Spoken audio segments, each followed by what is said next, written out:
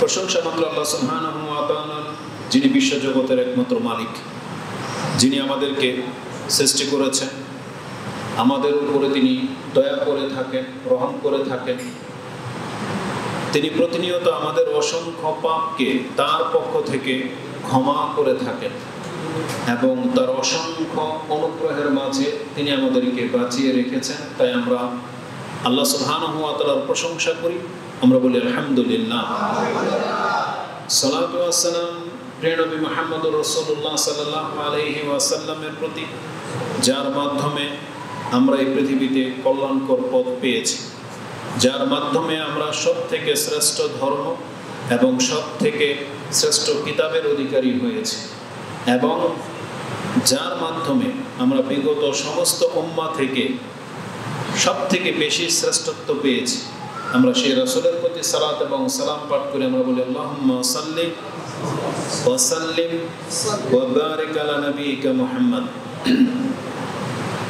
আজকের এই মসজিদে মাসিক হালাকাতে আমাদেরকে এখানে আহ্বান জানানো হয়েছে, তাই আমরা এই কর্তৃপক্ষকে এবং মূল দায়িত্ব যিনি আছেন এবং আপনাদেরকে আল্লাহ সুবহানাহু ওয়া তাআলার কাছে দোয়া করি, আল্লাহ যেন আমাদের প্রত্যেককে উত্তম জাযায়ে খায়ের দান করেন, আমিন।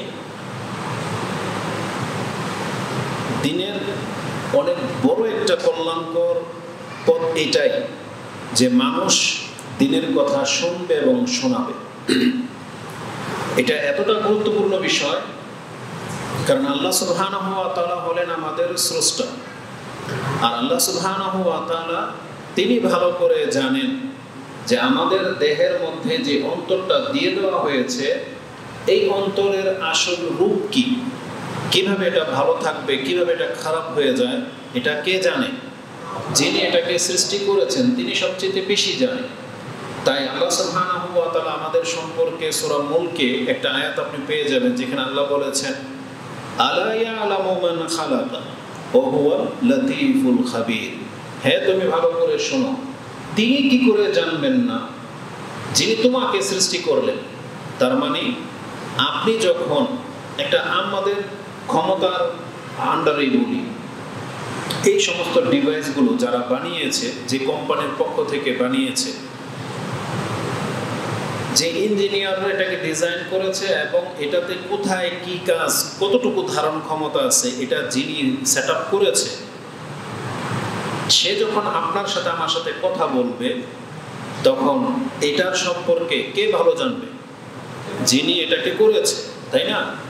তো উনি নিজেই যখন বলে দিচ্ছেন যে তোমাকে এটাকে এইভাবে ব্যবহার করতে হবে, তাহলে এটা ভালো থাকবে, আনালে খারাপ হয়ে যাবে।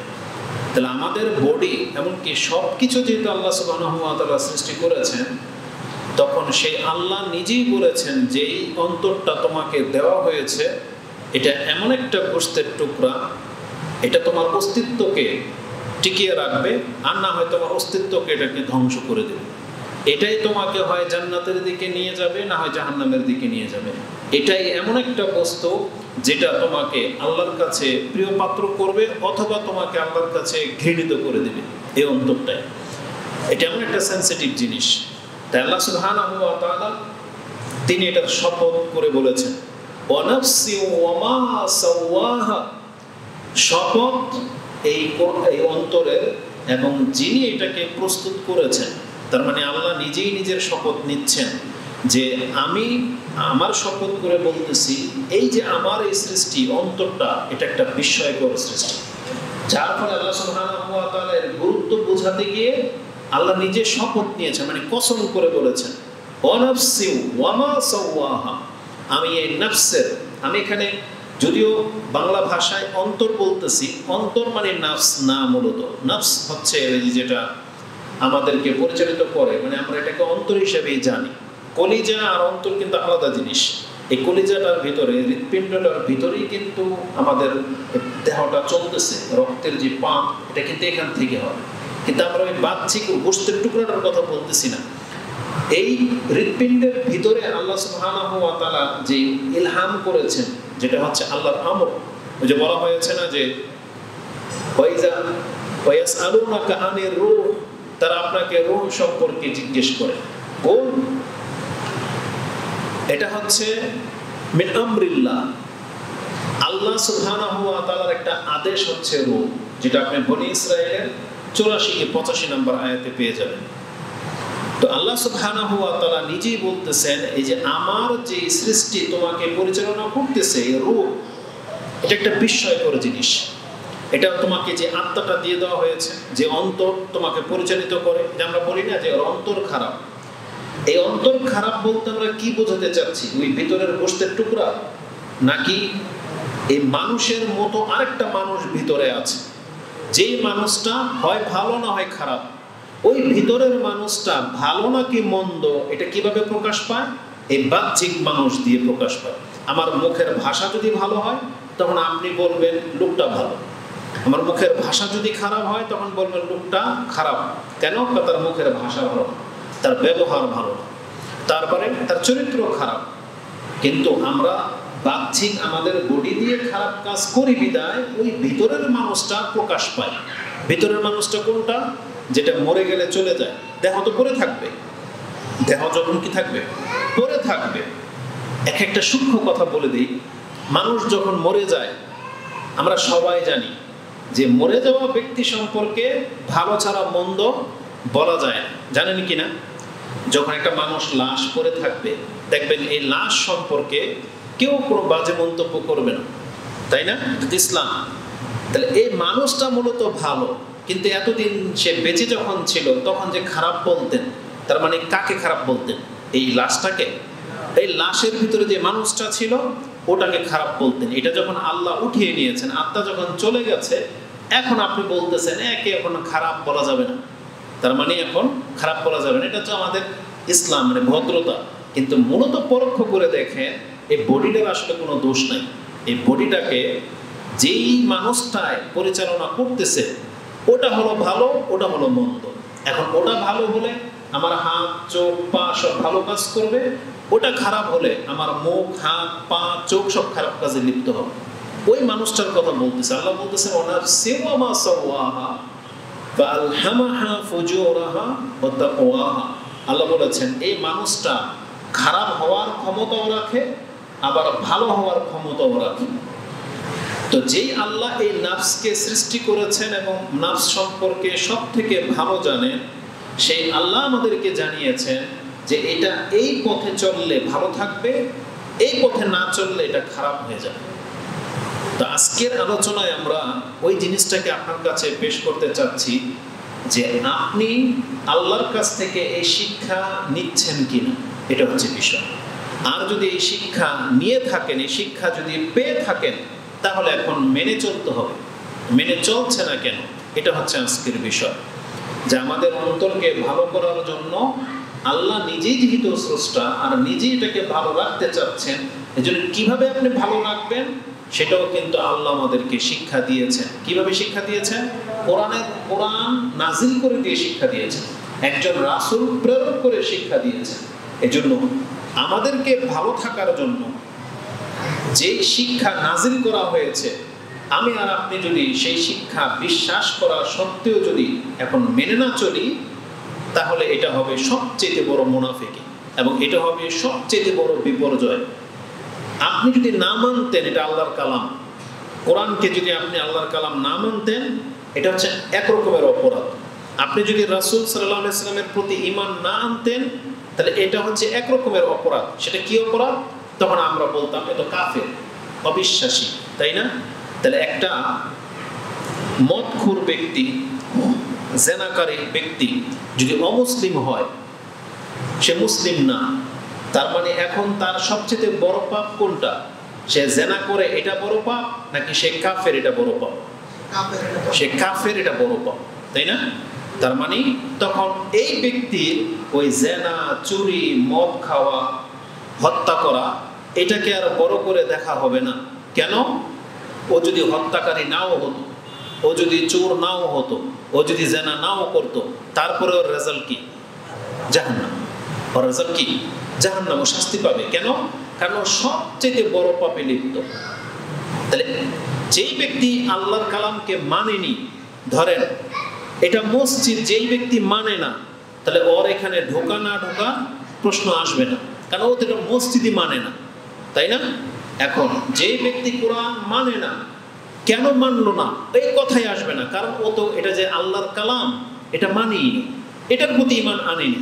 কিন্তু দুঃখটা হলো তখন যখন আমি আর আপনি আল্লাহর কোরআন এটা যে আল্লাহর কালাম এটা মানলাম, বিশ্বাসও করলাম, স্বীকারও করতেছি, কিন্তু এখন কোরআন পড়ি না। এইটা হচ্ছে সবচেয়ে বড় জটিলতার বিষয়। আপনি বলতেছেন রাসূল সাল্লাল্লাহু আলাইহি ওয়াসাল্লাম আল্লাহর পক্ষ থেকে সর্বশেষ রাসূল, তাকে অনুসরণ করলেই নাজাত, নাহলে মুক্তি নাই। এটা আপনি মানছেন, মেনে জেনে শুনে আপনি এটা করলেন না। এইটাই হলো সবচেয়ে আফসোসের ব্যাপার, দুঃখের ব্যাপার। সেটা কি? একটা মানুষ যখন সাঁতার জেনেও ডুবে যায় তার সম্পর্কে মানুষ আক্ষেপ বেশি করে। যেই ব্যক্তি সাঁতার জানে না, ডুবে গেছে, ওর সম্পর্কে অতটা মানুষ কি করবে না, হায় হুতাশ করবে না। কিন্তু সাঁতার জানা ব্যক্তি যদি ডুবে যায় তার জন্য বেশি আফসোস করে। একজন জেনে শুনে কোনো ব্যক্তি জেনে শুনে যদি যেমন আত্মহত্যা করে না, ও জানে যে বিষ খেলে মরে যাবে, কারেন্টের তার ধরে রেল লাইনের নিচে নিজের বডি দিয়ে দেয়, দেহ দিয়ে দেয়, জেনে শুনে কিন্তু ও জানে যে আমি এখন মরে যাব, এই আত্মহত্যা যে করলো, এটাকে কেন ইসলামে বড় পাপ বলা হয়েছে? একটা মানুষ ধরেন জানতো না বোতলে কিছু রাখা ছিল, খেয়ে নিয়েছে, মরে গেছে, বিষ খেয়েছে, মরে গেছে, ওর সম্পর্কে আপনার এত কৌতূহল নাই। আর যেই ব্যক্তি জেনে শুনে বিষটা খেলো, ওকে নিয়ে কত চর্চা, তাই না? তার জেনে শুনে যে কাজটা মানুষ করে এটা বেশি আলোচনার বিষয় হয়ে থাকে। তাহলে আজকে আমরা যদি জানতাম যে ইসলাম বলে কিছু নাই, যদি আমরা না জানতাম যে আল্লাহর কালাম পৃথিবীতে আছে, যদি না জানতাম যে ইসলাম বলে কোনো ধর্ম আছে, তাহলে ব্যাপারটা অন্যরকম ছিল। কিন্তু আমরা এখন জানি যে আমরা মুসলিম, আমাদের নাজাতের জন্য কিতাব হচ্ছে কোরআন, রাসূল হচ্ছে আমাদের অনুসরণীয় ব্যক্তি, আর আমরা তার কথা মানতে বাধ্য। এটা শুধু আমরা জানি না, বরং মেনে নিয়েছি, তাই না? এখন মেনে নেওয়ার পর সেই জাতি কেন এগুলোকে আবার প্রত্যাখ্যান করলো? তার জীবনটা জানার পরে সে এর ধার ধারে না কেন? এইটা কত বড় অন্যায় বলে। যে ব্যক্তি জানলো এটা মসজিদ, এখানে আসলে আল্লাহর রহমত পাওয়া যায়, এটা জানলো, তার দরকারও রহমত, তার দরকার ক্ষমা, কিন্তু সে কোনোদিন মসজিদের গেট দিয়ে ঢুকলো না, তার তার এই জানা আর না জানার মধ্যে কি পার্থক্য বলে? কোনো পার্থক্য নেই। সে যদি নাও জানতো, কোনো পার্থক্য নেই। সে জেনেই যখন কোনো ফায়দা হয় নাই, তার না জানা একটা কোনো যায় আসে না। তো আজকের আমার মূল বিষয় হবে, আমরা সবাই যারা এখানে আছি, আমরা পরিচয় দেই নিজেদেরকে মুসলিম হিসেবে। আমরা স্বীকার করে নিচ্ছি আল্লাহ একজন আছে, আমরা স্বীকার করে নিচ্ছি আমাদের কিয়ামতের মাঠে উঠতে হবে, বিচার হবে। এই যে আমাদের জানাশোনা স্বীকৃতিগুলো, এইটা আপনাকে আমাকে কতটুকু ফায়দা দিচ্ছে, বা এই জ্ঞানটা আপনাকে আমাকে কতটা সৎ করলো, এটা আজকের পর্যালোচনার বিষয়। যে একজন ব্যক্তি যখন নিজেকে মুসলিম বলে দাবি করে, আর একজন মুসলিম তার ধর্ম সম্পর্কে জানে, ইসলামে এগুলো হালাল, ইসলামে এগুলো হারাম, তাই না? এখন আমরা মুসলিম হওয়া সত্ত্বেও যদি ওই হারাম হালালকে বেছে না চলি, সব জায়গায় যদি আমাদের অংশ থাকে, তাহলে আমাদের মধ্যে আর কাফেরদের মধ্যে কি পার্থক্য? আপনি হচ্ছেন মুসলিম, কিন্তু চরিত্রের দিক থেকে আপনি ওই কাফেরের চাইতেও মন্দ। কেন? কারণ আপনি মানুষকে গালি দেন, আপনি মানুষকে হত্যা করেন, আপনি মানুষের সাথে চিটারে বাটপারি করেন। যেই গুণগুলো অমুসলিমদের থাকার কথা, এগুলো আপনি আর আমি মুসলিম হওয়া সত্ত্বেও আমাদের মধ্যে আছে। কেন আছে? এটা হচ্ছে বিষয়। কেন হবে? এখন মূল কথা হলো, তাহলে আমাদের করণীয় কি? আমাদের করণীয় হলো, আপনি কি নিজেকে মুসলিম বলে দাবি করেন কিনা? যদি বলেন হ্যাঁ করি, তাহলে আমি বলবো নিজের অন্তরটাকে এখন ইসলাম মানতে বাধ্য করেন। আপনি নিজেকে বলেন আমি তো মুসলিম, তাহলে আমি কেন ইসলাম মানবো না? আপনাকে মানতে বাধ্য করতে হবে, এটা আপনার কাজ। আপনার অন্তর বাধ্য এখন নামাজ পড়তে, আপনার অন্তর বাধ্য হালাল খেতে, আপনার অন্তর বাধ্য দাড়ি রাখতে, আপনার প্যান্ট টাকনার উপরে উঠবে, এটা বাধ্য। আজান হয়ে গেছে, ব্যবসা বাণিজ্য কাজ কাম সব বন্ধ, এটা বাধ্য আপনি। কেন? কারণ আপনি মুসলিম। এই যে আমরা যে আমাদের অন্তরটাকে লাগামহীন ছেড়ে দিয়েছি, এটা হলো আমাদের সবচেয়ে বড় ক্ষতির কারণ। যেই জিনিসটা আমাদেরকে এইভাবে কেউ বুঝায় না বা বলে না, এজন্য এই ধরনের আলোচনা সভাগুলো অত্যন্ত জরুরি। কেন? যাতে করে যখনই আপনি আল্লাহর কালামগুলো শুনবেন, আপনার রাসূলের দিক নির্দেশনা শুনবেন, আমি নিশ্চিত ইনশাআল্লাহ গতকালের চেয়ে আজকের এখান থেকে যাওয়ার পরে আজকের রাত আপনার অনেক কিছু মনে হবে যে আমি ভুল করেছি, অনেক মনে হবে যে আমি একটু নামাজ পড়ি, মনে হবে যে আমার ভালো হয়ে যাওয়া উচিত। কিন্তু এই সময়টা বেশিক্ষণ টিকবে না। আবার কালকে দুনিয়াতে যখন মিশে যাবেন তখন এই যে আজকে যা শুনলেন ভুলে গেলেন। সেটা কেন? বাস্তব উদাহরণ হচ্ছে, আপনি আপনার খুব কাছের ব্যক্তিকে যেদিন মারা যেতে দেখেছেন, তাকে যেদিন জানাজা নিয়ে গিয়েছিলেন, কবর দিয়েছিলেন, ও থেকে এক সপ্তাহ পর্যন্ত আপনার অন্তরটা যেমন ছিল, আপনি কিন্তু এখন তাকে ভুলে গেছেন। যে দুর্ঘটনায় সে মরেছে ওই জায়গায় আপনিও ছিলেন, যে নৌকাডুবিতে সে মরেছে ওই নৌকাতে আপনিও ছিলেন, যেই জায়গায় আগুন লেগে সে মরেছে সেই জায়গায় আপনারও দোকান ছিল কিন্তু আপনি বেঁচে গেছেন, যে করোনাতে সে মরেছে ওই করোনা কিন্তু আমরাও পার করেছি, করি নাই? ওই অবস্থাতে আমাদের অন্তর যেটা ছিল, এই যে করোনা চলে যাওয়ার পরে আমরা কিন্তু সেগুলো সব ভুলে গেছি।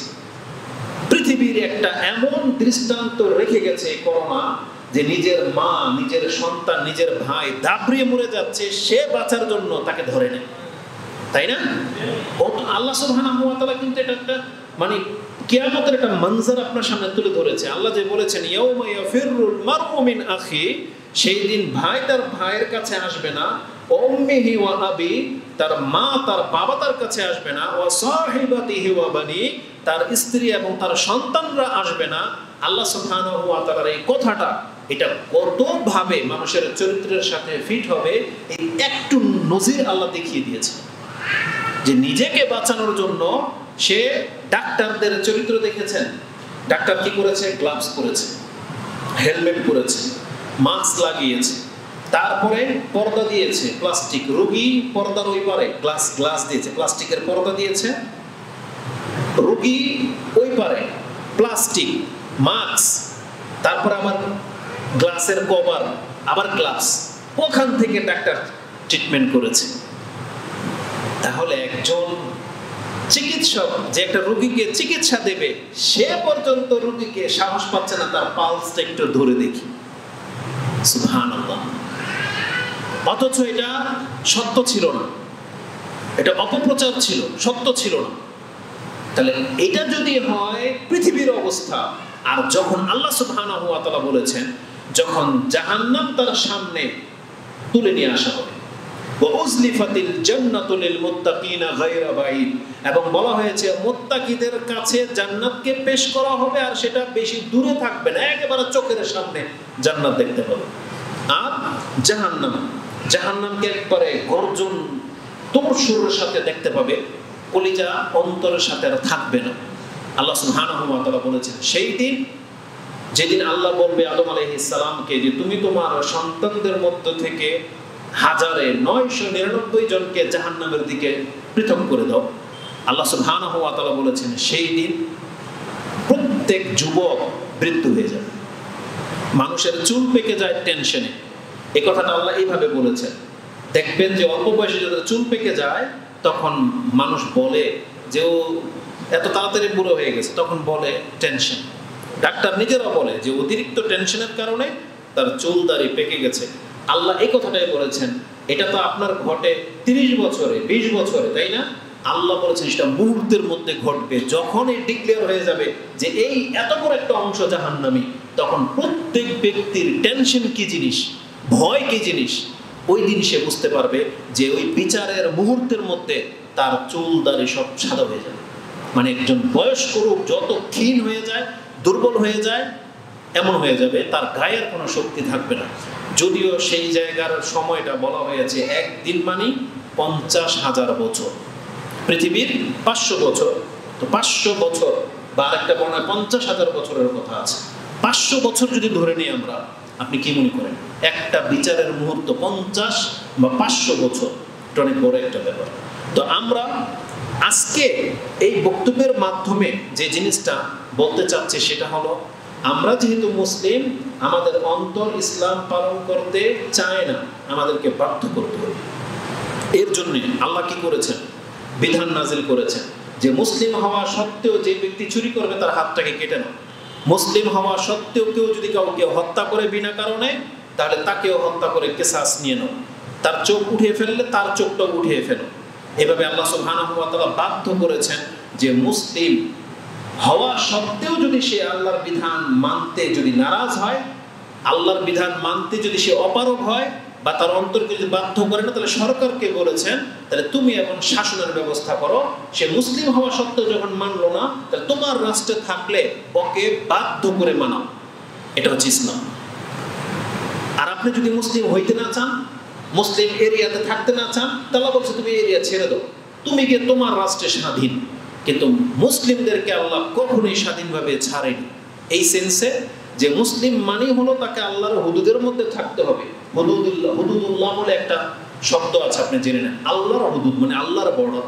কোনো মুসলিম কখনো এই আল্লাহর বর্ডার থেকে বাইরে যেতে পারে না। বহু মানুষই আমরা আল্লাহর বর্ডারের বাইরে চলে গেছি, যদিও আমরা নিজেদেরকে কাফের মনে করি না, তবে জেনে নেন আল্লাহর নজরে কিন্তু তারা ঠিকই কাফের। আল্লাহর নজরে তারা মুসলিমের ঘরের সন্তান বটে, কিন্তু আমরা মুনাফিক হয়ে বসে আছি, আমরা শিরিক করে বসে আছি। কবে যে আমরা হুদুদে হারাম বা আল্লাহর বর্ডারের বাইরে চলে গেছি, এটা অধিকাংশ মুসলিমরা কোনোদিন খেয়ালই করে দেখেনি।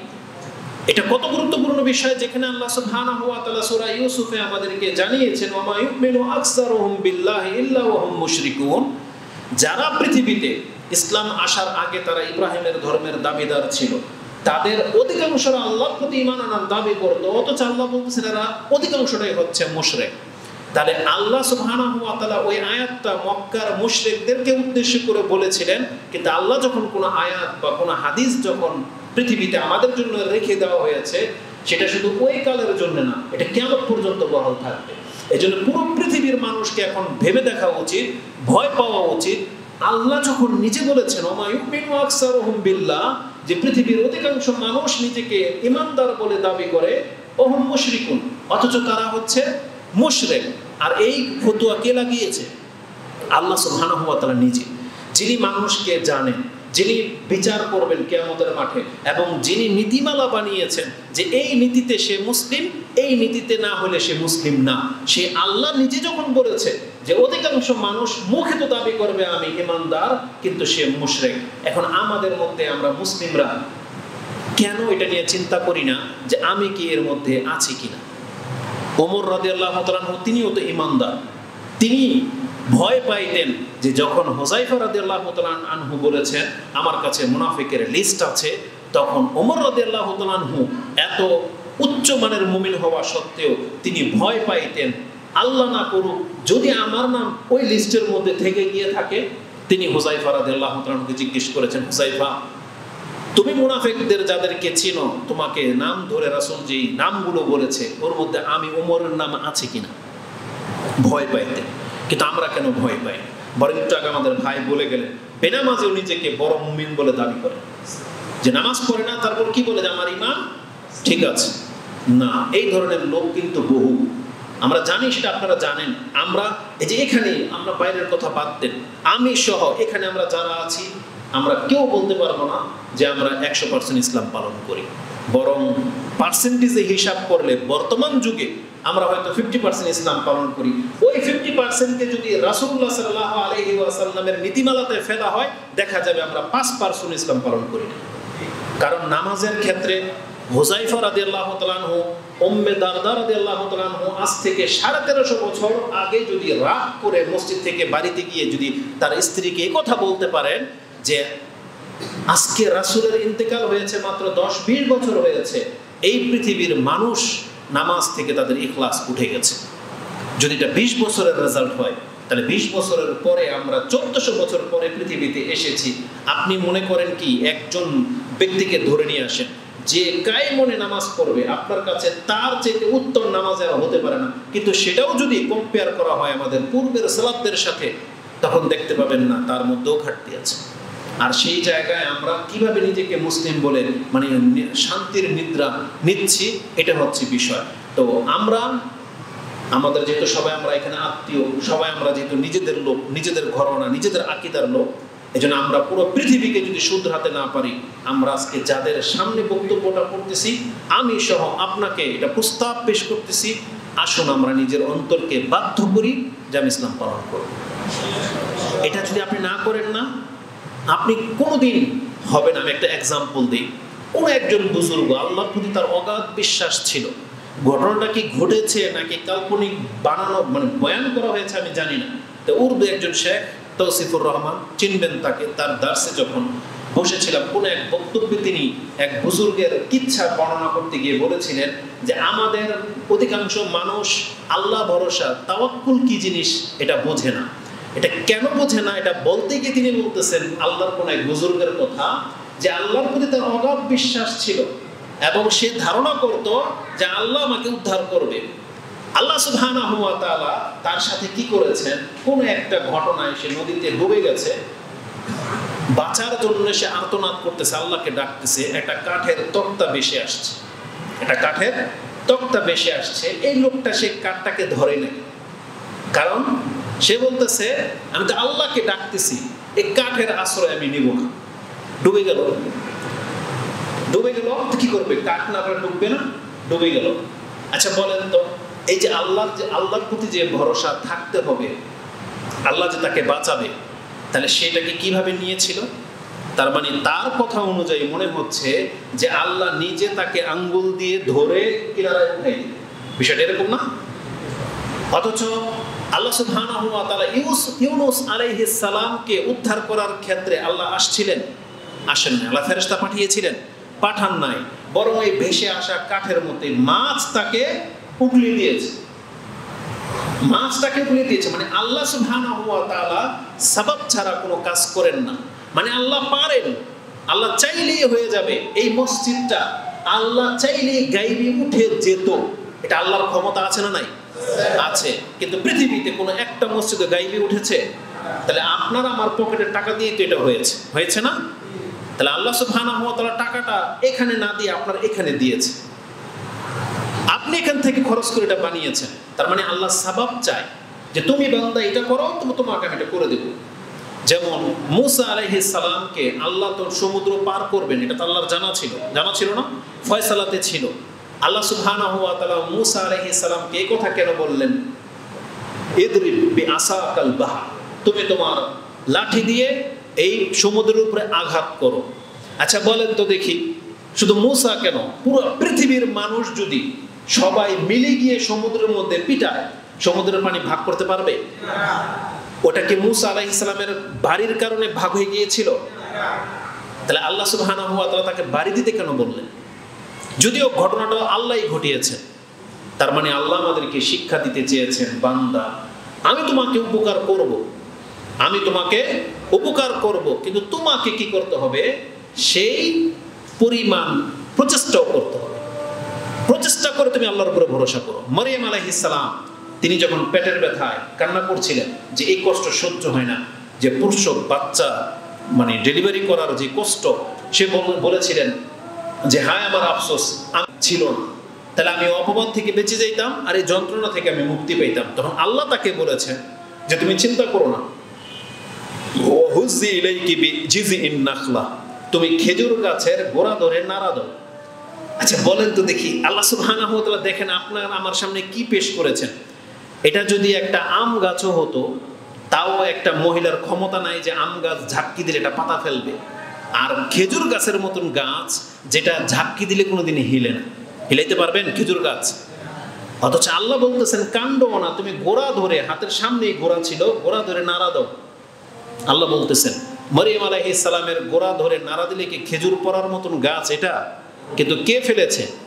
আল্লাহ সুবহানাহু ওয়া তাআলা। কিন্তু তাকে বলেছে তুমি নাড়া তো দিতে হবে। তাহলে আজকে আমি যে জিনিসটা দেখাতে চাচ্ছি, আমরা যদি সত্যিকার অর্থে আল্লাহর প্রতি ঈমান এনে থাকি, আমাদেরকে আল্লাহ বলেছেন তোমাকে অ্যালার্ম লাগাতে হবে, তাইলে তুমি জাগতে পারবে। মসজিদের ইমামকে বলেছেন তুমি টাইম মতো আজান দিয়ে দিবে যাতে করে তারা জেনে যায়। তাহলে আজান যদি না হয়, আপনি অ্যালার্ম যদি না লাগান, আপনি বলতেছেন না আমি ঘুমিয়ে থাকবো, আল্লাহ আমারা জাগাই দিবে, এটা কি হবে? কোনোদিন হবে না। আল্লাহ আপনাকে দাঁড়িয়ে দিয়েছেন, এখন আপনি যদি ফেলে দেন, আপনি বলতেছেন আল্লাহ যদি হেদায়েত করে দাড়ি থেকে যাবে, তার মানে আপনি বুঝাইতে চাইলে আমার দাড়ি ইসমাইল আলাইহিস সালামের মতন হোক, কারণ ইসমাইল আলাইহিস সালামকে যখন চাকু চালানো হয়েছে চাকু চলে নাই, তাই না?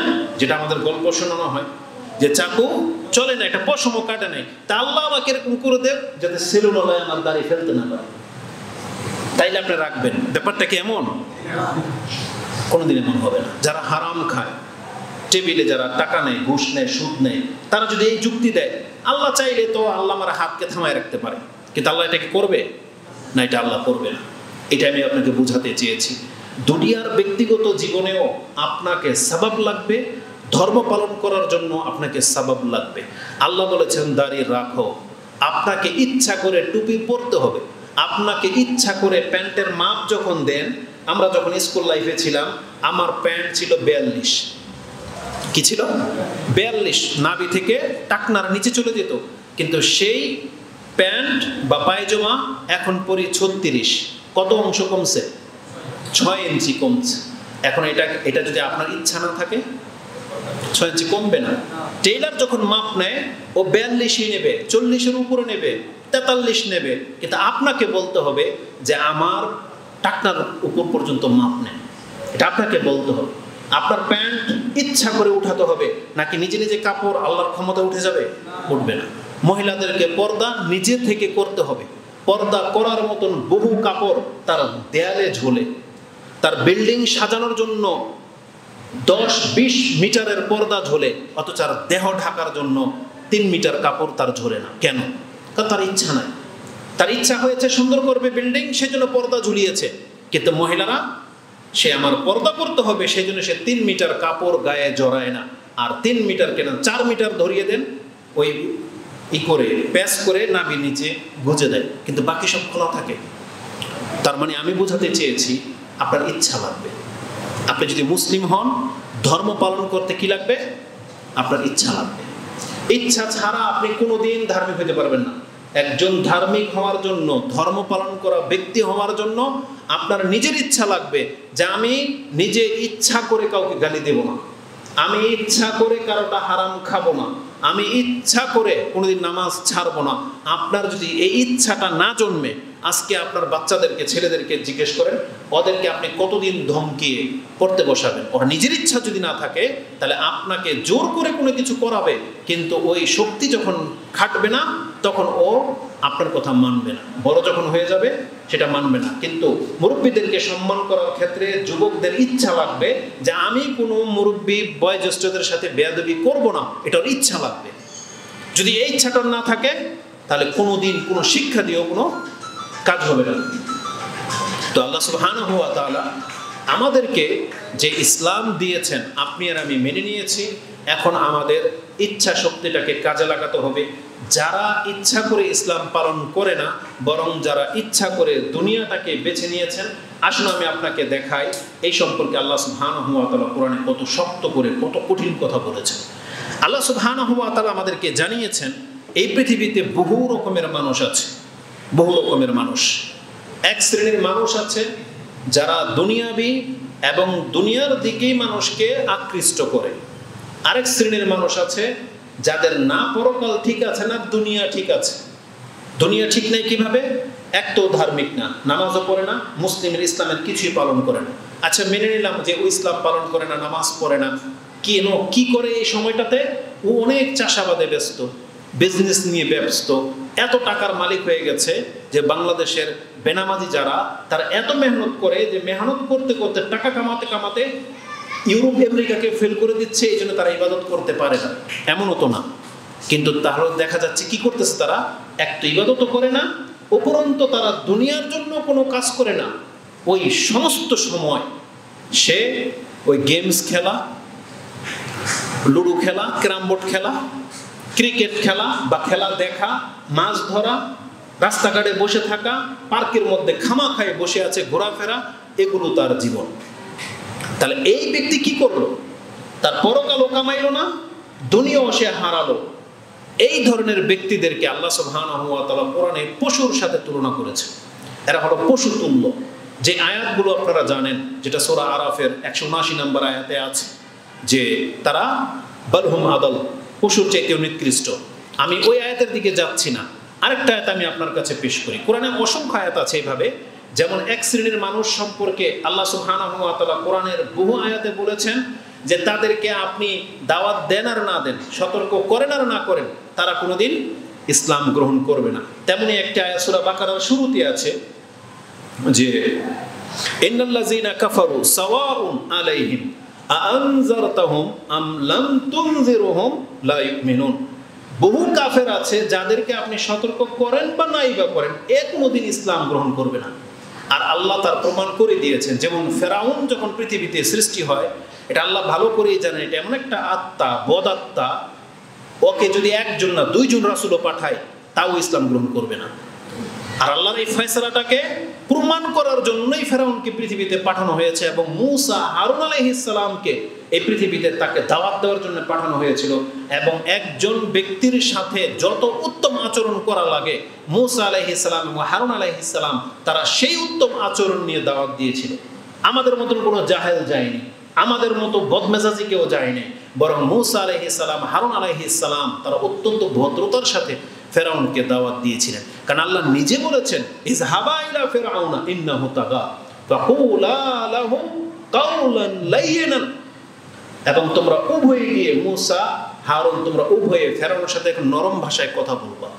এই আমাদের দেশে যেটা হয় যে হাসিনা এখন এই আমলিক নেত্রী নাই, এজন্য হাসিনার 14 গোষ্ঠী পর্যন্ত গালাগালি করা হচ্ছে। যেই ক্ষমতার লোক থাকবে না তার একবারে সমস্ত উদ্ঘাটন করে ছাড়ে, নাম ধরে ধরে, এবং তার বংশ গালি দিয়ে পর্যন্ত কথা বলে, তাই না? কিন্তু এটা ইসলামের আদর্শ না। বরং মূসা এবং হারুন আলাইহিস সালামকে ফেরাউনের কাছে গিয়ে বলে নাই তুমি স্বৈরাচার হয়ে গেছো, তুমি জালেম, অমুক তমুক, এটা বলে নেই। বরং নম্র ভাষায় বলেছেন যে তুমি কি পবিত্র হতে চাও, এভাবে বলেছেন। ৭৯ নম্বর সূরা, যেটা নাজিয়াতে পেয়ে যাবে, যে তুমি কি পবিত্র হতে চাও, এই ভাষায় গিয়ে বলেছে যে তুমি কি শুধরাতে চাও, তাহলে আমার এই নীতিমালা গ্রহণ করো, এই আল্লাহর মেসেজটা গ্রহণ করো। সে করেনি। তার মানে আমি বোঝাতে চেয়েছি যারা হেদায়েত গ্রহণ করবে না তারা করবে না। রাসূলুল্লাহ সাল্লাল্লাহু আলাইহি ওয়াসাল্লাম তার মতন ব্যক্তি যখন মক্কার মুশরিকদেরকে দাওয়াত দিয়েছেন, যে নিজের কোনোদিন প্রতিশোধ গ্রহণ করে নাই, সেই ব্যক্তিকে পর্যন্ত হত্যা করতে চেয়েছে। দাওয়াত তো গ্রহণ করা দূরের কথা, তাকে হত্যাই পর্যন্ত করতে চেয়েছে। সেই ক্ষেত্রে আমাদের এই বক্তব্য আপনার ঈমান একবারে ফেরেশতা তুল্য হয়ে যাবে সেটা আমরা মনে করি না। কিন্তু আমরা যারা মুসলিম, রাসূলকে না দেখে ইসলাম গ্রহণ করেছি, তাহলে মানে আমাদের অন্তর ওদের মতো না, তাই না? আমাদের অন্তর একটু ভিন্ন। তার মানে আমাদের অন্তর কেমন, আমাদেরকে যদি একটু উপদেশ দেওয়া হয় তাতেই অন্তরের মধ্যে অনেক প্রভাব ফেলে। এই জন্য আল্লাহ বলেছেন যে ফাযাক্কির ইন্না যিকরা তানফাউল মুমিনিন, আপনি উপদেশ দিতে থাকেন, কারণ উপদেশ মুমিনদের জন্য ফলপ্রসূ হয়ে থাকে। এই ধরনের উপদেশ বাণীগুলো থেকে আমাদেরকে উপদেশ নিতে হবে। জুমার খুতবা এটা ইসলামের অনেক বড় একটা কল্যাণকর দিক, যেটা অন্য কোনো ধর্মে আপনি দেখাইতে পারবেন না। বরং আল্লাহর পক্ষ থেকে জুমার ব্যবস্থা করে দিয়ে এটা আমাদেরকে সাব্যস্ত রাখা হয়েছে যে অন্তত সপ্তাহে একবার হলেও মুসলিমরা উপদেশ বাণী শুনবে। যদিও সেটা আপনি জানেন ৫ ওয়াক্ত নামাজ ফরজ, কেন তারপর খুতবায় বলা হয়? কারণ এই যে বললে, শুনলে এটা অন্তরের উপর প্রভাব ফেলে। এই জন্য আল্লাহ সুবহানাহু ওয়া তাআলা বারবার কোরআন পড়তে বলেছেন, বারবার কোরআন শুনতে বলেছেন। এই জন্য পড়লেও নাকি, শুনলেও নাকি। শুধু বলা হয় না যে পড়লে নাকি, বরং কোরআন শুনলেও নাকি। কোরআন পড়লে যেমন রহমত, শুনলে রহমত, যেটা আপনি সূরা আরাফ ৭ নম্বর সূরা ২০৪ এবং ২০৫ নম্বর আয়াতে পেয়ে যাবেন, যে যখন তোমাদেরকে ওইজা কুরিয়াল কোরআনু ফাসতামিউ লাহু ওয়া আনসিতু লাআল্লাকুম তুরহামুন, যখন তোমাদের উদ্দেশ্যে কোরআন পাঠ করা হয় তুমি মনোযোগ সহকারে শুনবে এবং চুপ থাকবে, লাআল্লাকুম তুরহামুন, যাতে করে তোমার উপরে রহমত নাযিল করা যেতে পারে। তার মানে যেই ব্যক্তি বসে বসে কোরআন শুনে চুপ থাকে কোরআন পাঠ করার সময়, তাহলে সে যতক্ষণ শুনবে ততক্ষণই তার উপর আল্লাহর রহমত নাযিল হতে থাকবে। কোরআন হচ্ছে এমন একটা ব্যাপার, এই কোরআন আপনার অন্তরকে শুধরাবে। আল্লাহ কি বলেছেন? কোরআন কি শুধু হিদায়াত? আল্লাহ সুবহানাহু ওয়া তাআলা বলেছেন, যেটা আপনি সূরা ইউনূস ১০ নম্বর সূরার ৫৭-৫৮ নম্বর আয়াতে পেয়ে যাবেন, যেখানে আল্লাহ বলেছেন, ইয়া আইয়ুহান নাস কাদ জাআতকুম মাউইযাতুম মির রাব্বিকুম ওয়া শিফাউন লিমা ফিস সুদুর। তোমাদের রবের পক্ষ থেকে একটা উপদেশ বাণী এসেছে, আর এটা শুধু উপদেশ না, তোমার অন্তরের ভিতরের যত রোগ আছে সেটাকে শুধরে দিবে কে? এই কোরআন। তার মানে আপনি কোরআন নিয়ে বসেন, দেখবেন কোরআন হিংসার বিরুদ্ধে বলেছে, কোরআন লোভকে কমাতে বলেছে, কোরআন অহংকারের বিরুদ্ধে বলেছে, কোরআন হারামের বিরুদ্ধে বলেছে, কোরআন আল্লাহর বান্দা হতে বলেছে। তাহলে কোরআন যদি আপনি পড়েন, আপনার অন্তরের যে খারাপিগুলো আছে সেগুলো কি হয়ে যাবে? আল্লাহ নিজে বলেছেন শিফাউন লিমা ফিস সুদুর। আচ্ছা বলেন তো দেখি, যে প্যানাডল প্যারাসিটামল খেলে আপনার সর্দি কমে না, এটা আপনি খাবেন কোনোদিন? বরং উল্টা, প্যারাসিটামল সাধারণত অনেক সময় কাজ করে না, কিন্তু আমাদের স্বভাব কি? মাথা ব্যথা ঠান্ডা লাগলে আগে কি মাথায় আসে? প্যারাসিটামল। আপনি খাচ্ছেন, কমতেছে না, তারপর আপনি ধৈর্য দেখেন 5 দিনের জায়গায় 10 দিন খাচ্ছেন, তাই না? অথচ আল্লাহ যেখানে বলেছেন যে কোরআন তোমার অন্তরের রোগকে দূর করে দিবে, এটা আপনি জানলেন, আপনি জানেন যে আমার অন্তরে রোগও আছে, কিন্তু আপনি ইচ্ছা করে এই কোরআন থেকে এই শিফা নিচ্ছেন না। কেন? কারণ আপনি নিজেই চাচ্ছেন না যে আমার অন্তরের রোগ দূর হোক। তার মানে আপনি অহংকারী থাকতে চাচ্ছেন। আপনার অন্তরে লোভ আছে, জানতেছেন যে আমার অন্তরে তো লোভ জন্মে যাচ্ছে, আপনি বলছেন কোরআন করবো না, থাক না লোভটা থাক, আমার মধ্যে হিংসা আছে, থাক না হিংসাটা থাক, এটা আপনি চাচ্ছেন। এই জন্য আমি বলতে চাচ্ছি, ইচ্ছাটা অনেক বড় একটা ব্যাপার। আমরা সবাই ধর্মের হালাল হারাম সম্পর্কে সব জানি, প্রত্যেকের দায়িত্ব জানি, কিন্তু আমাদের ইচ্ছা শুধু কাজ করতেছে না যে আমি এমনটাও হব। রাসূলুল্লাহ সাল্লাল্লাহু আলাইহি ওয়াসাল্লাম উত্তম চরিত্র নিয়ে কথা বলেছেন, কিন্তু আমরা পুরুষরা চাচ্ছি না যে আমি উত্তম চরিত্রের হই। আমার লোভ ওই লোভের দিকেই থেকে গেছে। আমরা যারা হারামখোর, আমাদের ওই হারামের লোভ ছাড়তে পারতেছি না, যেখানে আমাদেরকে বলা হয়েছে যে হারামের টাকায় খাওয়া গোশত রক্ত এগুলো সব জাহান্নামে যাবে। এটা কান তো শুনেছে, কিন্তু আমার অন্তর ইচ্ছা করে সেই পথটাকে আমরা নিচ্ছি না। তা আসুন আমি আপনাকে কয়েকটা আয়াত, এটা হচ্ছে পুরো বক্তব্যের মূল সারসংক্ষেপ বলে দিলাম। আল্লাহ কি বলেছেন কোরআনে? আল্লাহ একটা আয়াত বলেছেন কি, ইন্নাল্লাযীনা কাফারু সাওয়াউন আলাইহিম আনজারতাহুম আম লাম তুনজিরহুম লা ইউমিনুন। আল্লাহ রাসূলকে বলেছেন এই কথা, আপনি যদি তাদেরকে সতর্ক করেন বা নাই করেন সে ঈমান আনবেন। এটা কার চরিত্র? ঈমান যে আনবেন এটা কার চরিত্র? কাফেরদের চরিত্র। আল্লাহ বলছেন ইন্নাল্লাযীনা কাফারু। তাহলে রাসূলের কথায় যদি কোনো ব্যক্তির চরিত্র চেঞ্জ না হয়, এটা আপনি জেনে নেন এটা কাফেরদের চরিত্র। তাহলে আপনার আমার চরিত্র যদি চেঞ্জ হয়, এটা হবে মুমিনের চরিত্র। কারণ আল্লাহ কি বলেছেন, মুমিনদের কোরআন শুনলে কি হয়? অন্তর নরম হয়। জালা বিযিকরিল্লাহি তাতমাইন্নুল কুলুব। আল্লাহর জিকিরে অন্তর নরম হয়, এটা হচ্ছে মুমিনদের গুণ। কিন্তু যাদেরকে উপদেশ দেওয়া হলেও সে বাম হাতে খাচ্ছিল, তাকে বলা হচ্ছে যে বাম হাতে শয়তান খায়, তার গ্লাস যদি চট করে ডান হাতে না আসে, তারপর আপনি জেনে নেন এই লোক হেদায়েতের উপরে নেই। একটা মুসলিম ভুল করতে পারে, স্বৈরাচার হবে, লোভী হবে, যত রকমের পাপ সে শয়তান তাকে নিয়ে যেতে পারে, কিন্তু যখন তাকে বাধা দিয়ে দেওয়া হবে, একটা লোককে পিটাচ্ছে, এখন আপনি বললেন এই ওকে ছাড়ো, ভয় করো, আল্লাহকে ভয় করো। ও যদি মুসলিম হয়, ও চরম পাপী, কিন্তু মুসলিম যদি হয়, যখন আল্লাহর কথা বলে দিয়েছে, ওর চরিত্র কি করতে হবে? এটাকে ছেড়ে দিতে হবে। যেমন ওই যে পাপী যুবকদের কথা বলা হয়েছে, এক যুবক পাপী ছিল, যে তার চাচাতো বোন বা মামাতো চাচাতো বোনকে মানে খারাপ কাজ করতে চেয়েছিল, আর তার চাচাতো বোন অভাবী ছিল, টাকার প্রয়োজন ছিল, বাধ্য হয়ে সে রাজি হয়ে গিয়েছিল, কিন্তু সর্বশেষ চেষ্টাটা সে চালিয়েছে। যখন এখন খারাপ কাজে লিপ্ত হবে তার ভাই, তখন বলেছে ইত্তাকিল্লাহ, তুমি আল্লাহকে ভয় করো। শেষ অস্ত্র প্রয়োগ করেছে। সেই যুবক কি করেছে? সাথে সাথে ওকে ছেড়ে দিয়ে উঠে গেছে। এমনকি ওই টাকা পর্যন্ত রিসিভ করেনি, যে না যেটা দিয়ে ফেলেছি। কিন্তু যখন বলছে আল্লাহকে ভয় করো, তখন সে থেমে গেছে। কিন্তু আজকে আমরা খতিব হওয়ার পরেও, আমরা মুসলিম হওয়া সত্ত্বেও, কিন্তু আল্লাহ সুবহানাহু ওয়া তাআলার ভয় আমাদের মধ্যে আসে না। আজকে পৃথিবীর চিত্র আপনি দেখলে, টাকার কারণে, দোকানের কারণে, সম্পদের কারণে একজন মানুষকে এইভাবে হত্যা করতে পারে। এটা মানে রাসূলুল্লাহ সাল্লাল্লাহু আলাইহি ওয়াসাল্লামের সেই ভবিষ্যৎবাণী বাস্তবায়ন হচ্ছে, যে রাসূল বলেছেন কিয়ামতের পূর্বে পৃথিবীর এমন মানুষের চরিত্র হবে যে একে হত্যা করে দিবে। কেন হত্যা করেছে নিজেও জানবে না, ও জানবে না। একজন মানুষ ওকে মারতেছে, কেন মারতেছে ও জানবে না, কেন আমাকে মারা হলো। এমন পর্যায়ে চলে যাবে এই পৃথিবী, আজকে বাংলার জমিনে এই মানুষকে হত্যা করা এরকম ডাল ভাত হয়ে গেছে। আমাদের অন্তর যেখানে একটা তেলাপোকা মারতে ভয় পায়, একটা ইন্দুর যদি ফেসে যায়, আমি আমার চরিত্রকে দেখেছি, চিকা, আমরা চিকা বলি, এই চিকা যখন বক্সের মধ্যে আটকে পড়ে গেছে, একটা ধরেন অ্যাক্সিডেন্টে মরে গেল, বাড়ি দিয়ে মেরে ফেললেন, সেটা আলাদা, কিন্তু একটা জীবিতটাকে যদি আপনাকে বলা হয় তুই মার, দেখবেন আপনার অন্তর কাঁপবে। আমি ওই চিকাকে মারতে গিয়ে যখন দেখেছি চোখ দিয়ে বড় বড় করে তাকায় আছে আর মানে বাঁচার জন্য মানে অনেক বেশি প্রচেষ্টা করতেছে, এটা মারার তৌফিক হয়নি, তখন কষ্ট লেগে গেছে। একটা ধরেন যে কোনো প্রাণী আপনার ক্ষতি করে ফেলেছে, ওটাকে যদি আপনাকে নিজেকে মারতে বলা হয় না, আপনার তখন কষ্ট লাগবে। আর মুসলিম মানুষ মানুষকে এভাবে মারে, আবার মুসলিম, এটা তো আরো বড় ব্যাপার যে একটা মুসলিম কিভাবে একটা মুসলিমকে মারতে পারে, যেখানে আল্লাহ সুবহানাহু ওয়া তাআলা কোরআনে এত কঠিন ধমক দিয়েছেন, যেটা আপনি সূরা নিসার 93 নম্বর আয়াতে দেখে নেন, তাকে 5টা শাস্তির কথা আছে, একে ডাইরেক্ট জাহান্নাম, মরলেই কোনো মুসলিম যদি কোনো মুসলিমকে হত্যা করে তাহলে ও মরলেই জাহান্নাম, এত কোনো ভুল নেই। তারপর আল্লাহ বলেছেন ওর উপর আল্লাহর লানত, ওর আযাবকে বৃদ্ধি করা হবে, স্থায়িত্বের ঘোষণা আছে, এবং আল্লাহর লানত ওর উপরে বলা হয়েছে, গাদিবাল্লাহু আলাইহি, তারপর আল্লাহর লানত বর্ষিত হবে যে ব্যক্তি মানুষকে হত্যা করে মরবে।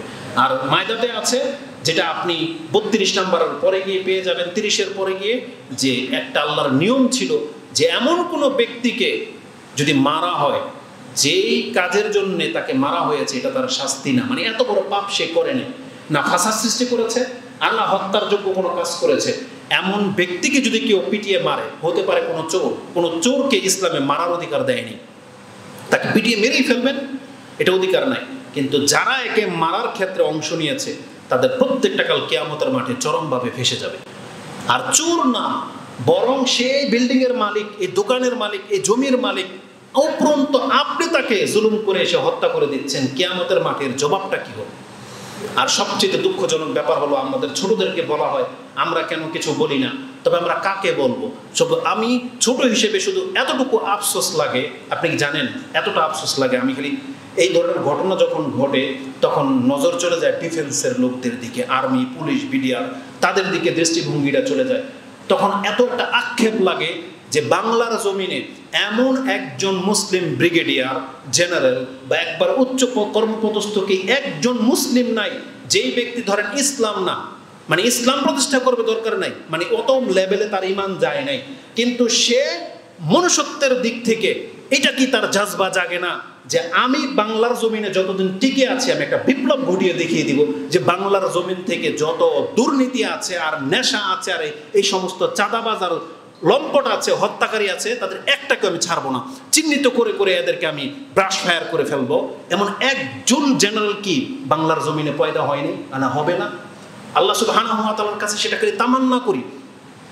আমরা তো হচ্ছি হুজুর, আমরা তো হচ্ছি শুধুমাত্র ওই মসজিদে নামাজ পড়ার মতন ব্যক্তি, না আমাদের কোনো লিডারশিপ আছে, না আমাদের অনুসারী আছে, আর না আমাদের অস্ত্র ধরার অধিকার আছে, কিন্তু বাংলার জমিনে এমন একজন উচ্চপদস্থ কর্মকর্তা কি নাই যে এই হালটা ধরতে পারে? আমরা তো আফ্রিকার ইব্রাহিম আরো কার কার ইতিহাস শুনি যে একটা যুবক একটা রাষ্ট্রকে পরিবর্তন করে দিতে পারে, বাংলার জমিনের মুসলমানের ঘরের কোনো সন্তান কেমন জন্মাবে না যে এই হালটাকে ধরতে পারে? এটা খেলে আশ্চর্য লাগে। নাহলে এইভাবে একের পর এক ঘটনা, মা তার অপরাধের কারণে সন্তানকে মেরে দিচ্ছে, বাবা মেরে দিচ্ছে, সন্তান বাবাকে মেরে দিচ্ছে, এই পর্যায়ে চলে যাচ্ছে জাতি। আপনি কি মনে করেন আর কি আশা করতে পারেন? এই জন্য আমাদের দাওয়াত থাকবে, অন্তত আমাদের কথা যারা শোনেন, আপনারা কেন পরিবর্তন হচ্ছেন না? প্রত্যেকের ইচ্ছা লাগবে যে আমি মুসলিম হব, আমি ইসলাম পালন করব। কেন আজকে আমরা মুসলমান হওয়া সত্ত্বেও আমরা পুরো পৃথিবীকে এটা দেখাই দিতে পারতেছি না যে আমরা সভ্য জাতি? কেন না? আমাদের রাস্তাঘাট সবচেয়ে নোংরা, অথচ আমাদের ধর্ম আমাদেরকে শিক্ষা দিয়েছে রাস্তাঘাট থাকতে হবে সবচেয়ে পরিষ্কার। কেন পরিষ্কার থাকতে হবে? বলেছে রাস্তা থেকে যদি একটা কষ্টদায়ক বস্তু তুলে ফেলে দেয়, এটাও আল্লাহ তার আমলনামায় সাদাকার নেকি লিখে দেবে। তাহলে যেই ধর্ম যে জাতিটাকে এটা শিখায়, সেই জাতির রাস্তাঘাট সবচেয়ে নোংরা। আর যারা দুনিয়ার জন্য বেঁচে আছে তারা কত ভদ্র, কত শান শৌকতের সাথে বেঁচে আছে। আজকের এই বক্তব্য ধরার জন্য গত খুতবা মিস করেছি জামের কারণে, আজকে এটা যেন না হয় এই জন্য কয়টা বাজে ঘর থেকে বেরিয়েছি জানেন? আপনার এখান থেকে আমি যেখানে এখন বর্তমানে থাকি চিটাগাং রোড, ডিস্টেন্স হবে মাত্র 35 কিলোমিটার। কতটুকু দেখাইছে? 35 থেকে বেশি হবে না, 35 থেকে 38 হবে। আমরা কয়টা বাজে বেরিয়েছি জানেন?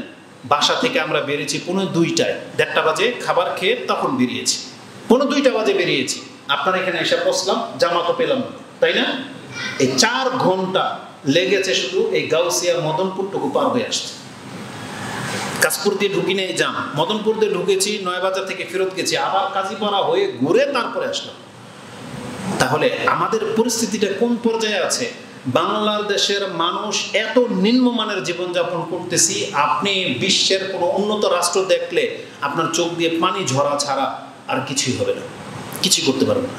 কেন হয়েছে এটা? অথচ আমরা মুসলিম, 90% মুসলিমের দেশ, যেখানে তো মানে বাতাসটাই হইতে প্রশান্তি। 90% মুসলিমের দেশ, কি মনে করেন? মানে সবাই আমরা মুসলিম, পবিত্র দেহ, বাতাসটাই তো অন্যরকম হওয়ার কথা ছিল, কিন্তু আমাদের বাতাস হচ্ছে সবচেয়ে দুর্গন্ধযুক্ত।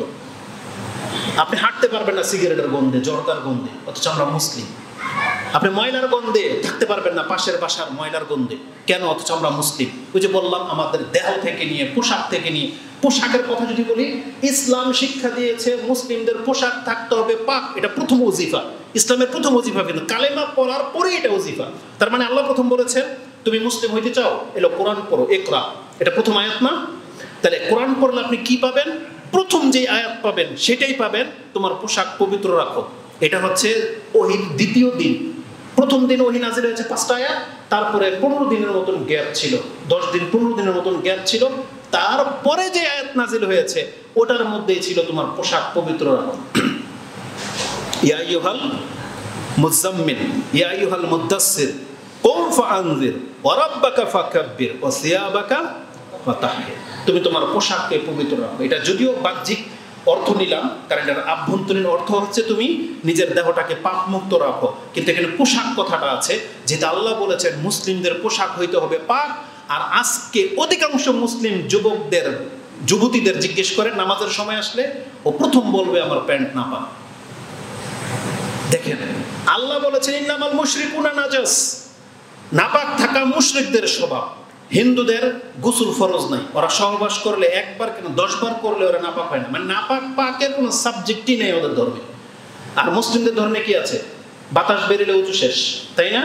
মজি বেরোলে ওযু শেষ, বীর্য বেরোলে গোসলও শেষ, তোমাকে গোসল করতে হবে। যেই ধর্মে এইটা শিক্ষা দেওয়া হয়, সেই ধর্মের পোলাপান যদি, ম্যাচুইড ব্যক্তি যদি বলে আমার কাপড় নাপাক, দোষটা আপনি কাকে দিবেন? দোষটা তো চলে যাচ্ছে আমাদের ধর্মের দিকে, যে এদের ধর্ম এদেরকে মনে নোংরা বানিয়ে রেখেছে, তাই না? কিন্তু আমাদের ধর্মের কিতাব কি বলে? ধর্মের কিতাব আমাদেরকে সবচেয়ে বেশি পবিত্রতার দিকে ফোকাস করেছে।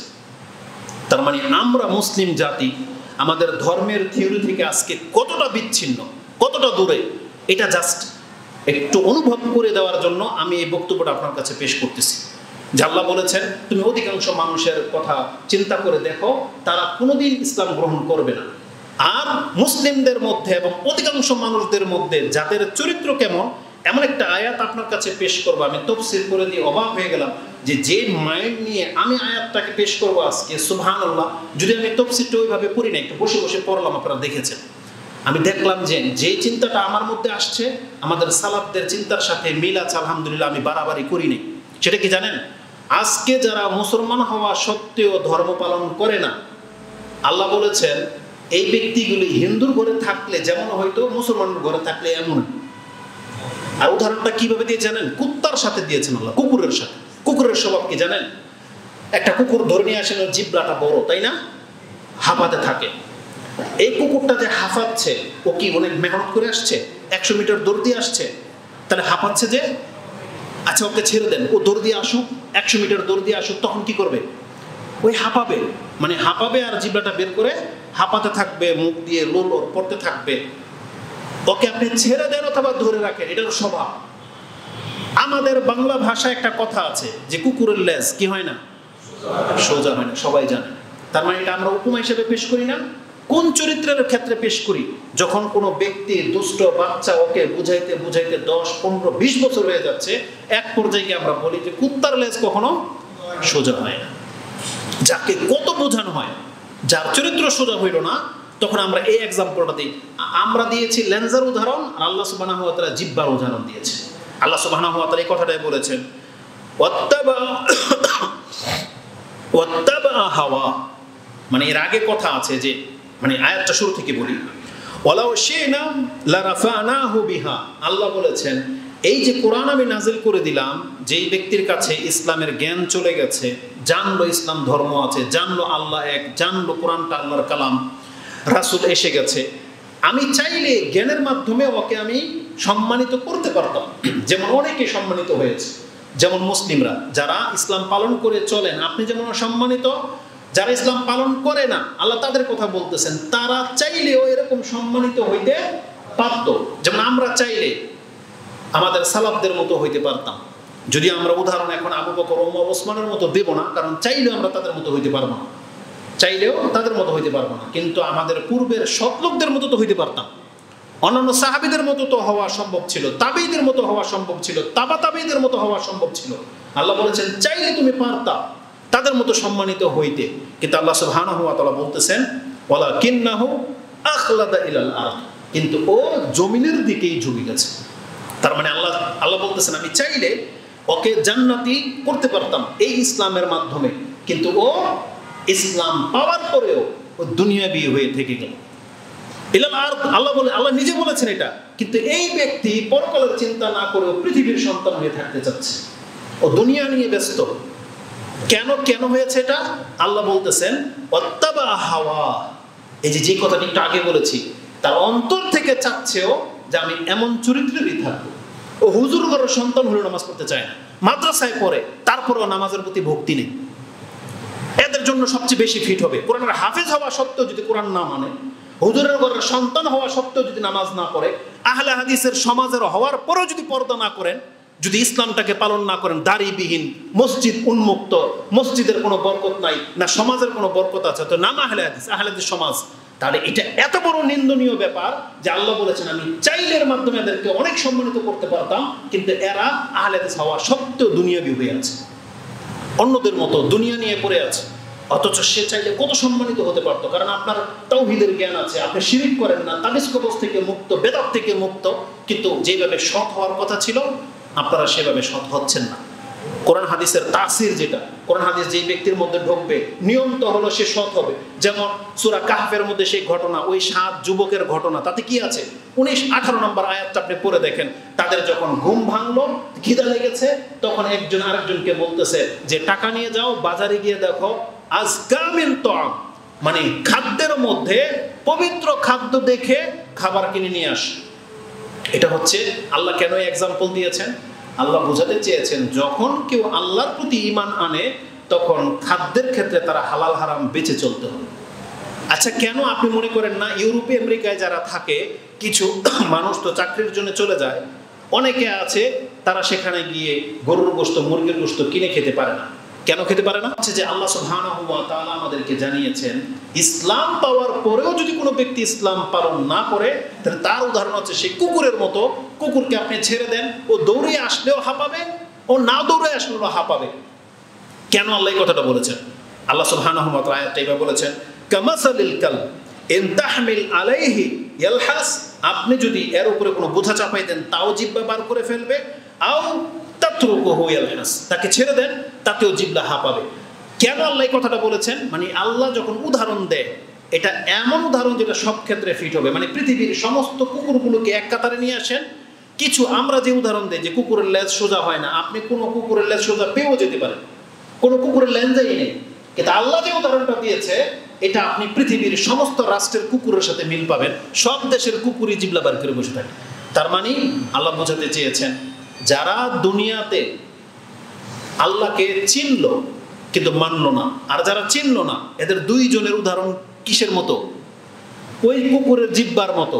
মানে যে কুকুর দৌড়ায় ওটো জিহ্বা বেরিয়ে থাকে, আর যেটা দৌড়ায় না ওটারও জিহ্বা বেরিয়ে থাকে। তার মানে যারা আল্লাহকে মানে নাই, ওরাও ইসলাম পালন করে না, হালাল হারাম বোঝে না। যারা ইসলাম মেনে নিল তারাও হালাল হারাম বোঝে না।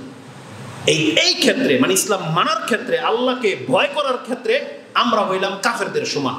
ওরা হচ্ছে ধরেন দৌড়ানো ব্যক্তি, তারপর হাঁফাচ্ছে, আর আমরা না দৌড়িয়া হাঁপাই।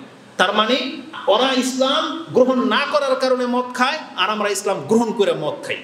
ওরা না করে জেনা করে হত্যা করে, আর আমরা করার পরেও জেনা করি হত্যা করি। তার মানে আল্লাহ বলেছেন এই ক্ষেত্রে ওই কাফেরদের মতো, শুধু মুখে বলতেছে যে আমি ইসলাম নিয়ে এসেছি। এই জন্য আজকে আমাদের মুসলিমদের কি লাগবে? ইচ্ছা লাগবে। না, আপনি আমি যদি ইসলাম পালন করার ইচ্ছা না রাখি, কখনো আল্লাহ সুবহানাহু ওয়া তাআলা নিজে এসে আপনাকে হেদায়েত করবে না। আমি প্রত্যেকটা কথার ব্রেনে আমার দলিল আছে, যদিও কথা তো অনেক সময় সেই আয়াতগুলো আসে না। এখন একটা আয়াত মনে পড়ে গেছে, আমি আপনাকে বলে দিই। ওই যে বলেছিলাম না, আল্লাহর প্রতি ভরসা মানে হচ্ছে আল্লাহ আপনাকে বাঁচাবে, কিন্তু আল্লাহ নিজে এসে না, আল্লাহ সাবাব পাঠাবে। যেমন কাঠ ভেসে আসছে, আপনাকে সেই কাঠ ধরতে হবে। আল্লাহ সুবহানাহু ওয়া তাআলা ঠিক এই কথাটাই বলেছেন, তুমি হেদায়েত পেতে চাও, আল্লাহ এনে তোমাকে টেনে ধরে নিয়ে আসবে না, বরং আল্লাহ সুবহানাহু ওয়া তাআলা হেদায়েতের নাজিল করে দিয়েছেন। যেটা আপনি সূরা আনআম 6 নম্বর সূরা 158 নম্বর আয়াতটা দেখে নেন। হাল ইয়ানজুরুনা আন তা'তিয়াহুমুল মালাইকা, তারা কি এই আশায় অপেক্ষা করতেছে? এরকম একটা আয়াত সূরা বাকারাতে আছে, সম্ভবত সূরা বাকারার 210 নম্বরের পরে গেলে আপনি পেয়ে যাবেন, যেখানে আল্লাহ বলেছেন তারা কি অপেক্ষায় আছে যে আকাশের মেঘমালার উপর থেকে আল্লাহ নিজে নেমে আসবেন। এই আয়াতটা আপনি সূরা বাকারাতে পাবেন। আর আনআমের 158 নম্বর আয়াতে পাবেন, আল্লাহ বলেছেন হাল ইয়ানজুরুনা ইল্লা আন তা'তিয়াহুমুল মালাইকা, তারা কেন ইসলাম পালন করতেছে না? তারা কি এটা অপেক্ষা করতেছে যে একজন ফেরেশতা এসে রাসূলকে যেভাবে ওহী নাজিল করে বা জান্নাত জাহান্নাম দেখিয়েছে, আমার কাছে এরকম একটা ফেরেশতা আসুক? আপনি কি জানেন, যদি এটা আপনার তামান্না হয়ে থাকে, খেয়াল হয়ে থাকে, তাহলে এই খেয়ালটা কাফেরদের। কাফেররা রাসূলুল্লাহ সাল্লাল্লাহু আলাইহি ওয়াসাল্লামকে এই কথা বলেছিল যে আপনি মালাইকা, আমাদের সচক্ষে আমরা মালাইকাকে দেখতে চাই। এটা সূরা বনী ইসরাঈলের মধ্যে আছে। কিন্তু আল্লাহ কি বলেছেন? হাল ইয়ানজুরুনা ইল্লা আন তা'তিয়াহুমুল মালাইকা আও ইয়াতিয়া রাব্বুক, নাকি আপনার রব নিজে এসে বলবে যে বান্দা তুমি নামাজ পড়ো, বান্দা তুমি হালাল খাও, বান্দা তুমি পরকালমুখী হও, আমি নিজে এসে বললে কি লোকগুলো ইসলাম পালন করবে? আর আল্লাহ সুবহানাহু ওয়া তাআলা বলতেছেন নাকি মালাকুল মউতকে দেখার দিনই কথাটা বলবে যে আমি এখন সোজা হয়ে যাব। আর মালাকুল মউতকে দেখার পরে মানুষ যেটা বলবে তার উদাহরণ তো আপনি সূরা জুমার মধ্যে পেয়ে যাবেন। সেখানে কি আছে? মুনাফিকুনের মধ্যে পেয়ে যাবেন। আল্লাহ সুবহানাহু ওয়া তাআলা বলেছেন যে যখন মানুষের কাছে মালাকুল মউত আসবে, তখন প্রত্যেকটা মানুষ এই কথা বলবে, রাব্বি লাউলা আখারতানি ইলা আজালিন কারীম ফাসাদদাকা ওয়া আকুম মিনাস সালিহিন, আমাকে আপনি একটু সময়ের জন্য ছেড়ে দেন, আমি এখন দান সাদকা এবং সৎ কাজ করে আপনার কাছে ফিরে আসি। আল্লাহ কি বলেছেন? ওয়ালা ইউআখিরুল্লাহু নাফসান ইযা জাআ আজালুহা, কোন ব্যক্তির নির্ধারিত সময় চলে আসলে তাকে আর এক মুহূর্তের জন্য ছাড়া হবে না। তো সূরা আনআমের আয়াতের মধ্যে আল্লাহ সুবহানাহু ওয়া তাআলা বলেছেন ইয়াউমা ইয়াতি বাদু আয়াতি রাব্বিক, আপনার রবের শেষ নিদর্শন যখন তার সামনে চলে আসবে, সেই দিন কোন ব্যক্তির ঈমান কাজে আসবে না। লাম তাকুন আমানাত মিন ক্বাবলিহি আও কাসাবাত ফি ঈমানিহা খায়রা, এখানে কয়েকটা শব্দ ছুটে গেছে, দেখে নিন মাঝখানে। আল্লাহ বলেছেন আও কাসাবাত ফি ঈমানিহা খায়রা, কোন ব্যক্তি ঈমান নিয়ে বসে আছে, সৎ কাজ করে নাই, মালাকুল মউত দেখে নিলে সৎ কাজ করতে চাইলে কোনো কাজ হবে না। আর যারা এখন পর্যন্ত ঈমান আনে নাই, তারা ঈমান আনবে কিন্তু ঈমান কাজ হবে না, যেমন ফেরাউন এনেছিল।